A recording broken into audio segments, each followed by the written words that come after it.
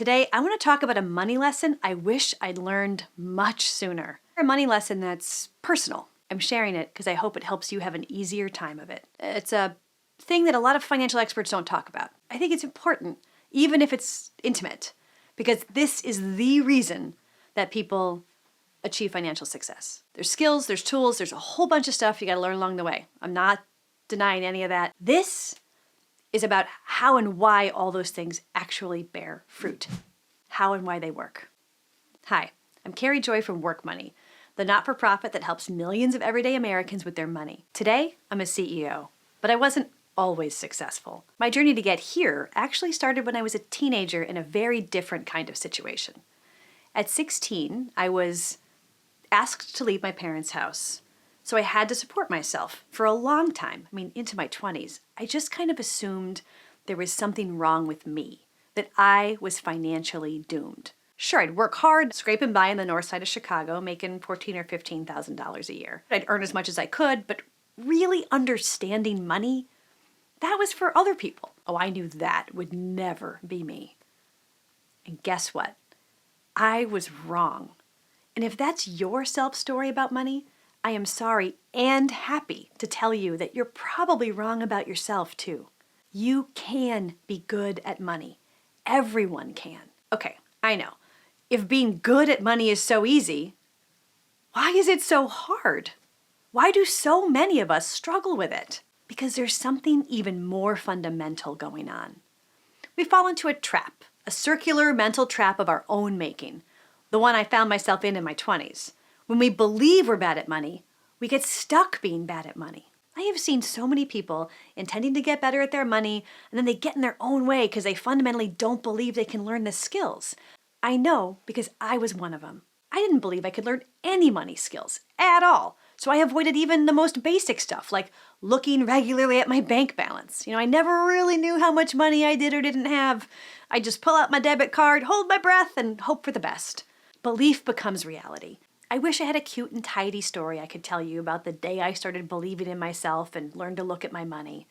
But it wasn't that clean.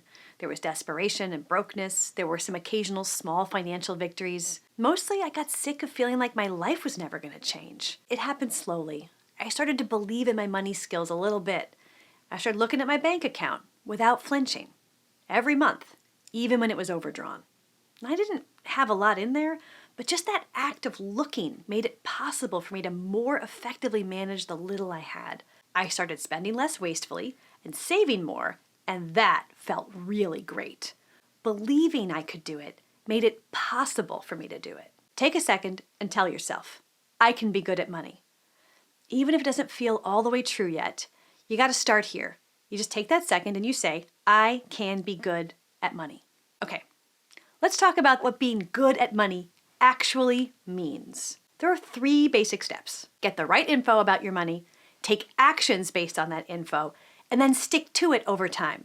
The best way to start a regular practice of getting the info you need about your money is to create a budget. Budgets take some time, but they're not that hard to make. You can absolutely do it. And I've got a video that can help you right here. Having plans for your money that align with the hopes and dreams that you have for your life, now that is being good with money, 100%.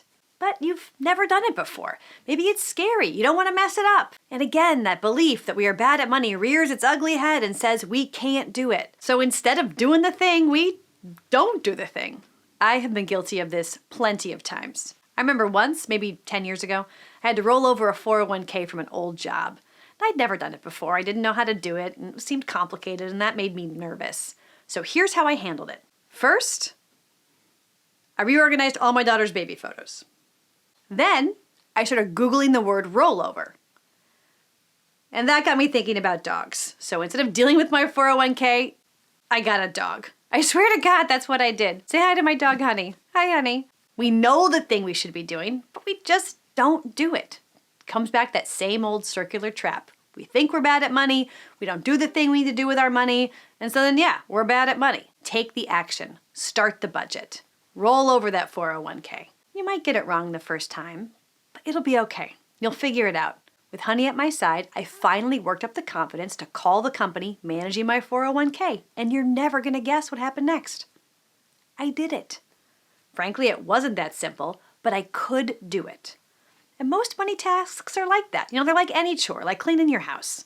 Not necessarily fun or even easy, but you can do it. And the more you do it, the better you get at it and the easier it gets. Being good at money takes persistence. You're going to hit snags along the way. You're going to make mistakes. You'll sometimes feel discouraged. That's so normal. It's inevitable. Persistence isn't only about doing your regular money chores. It's also how you accomplish certain money tasks, especially when you're dealing with financial institutions.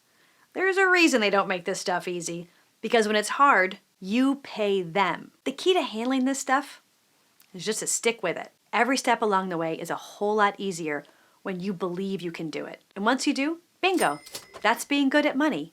You are good at money. I wish I'd learned that lesson earlier than I did. It would have saved me a whole lot of trouble and a whole lot of money. Until next time, take good care.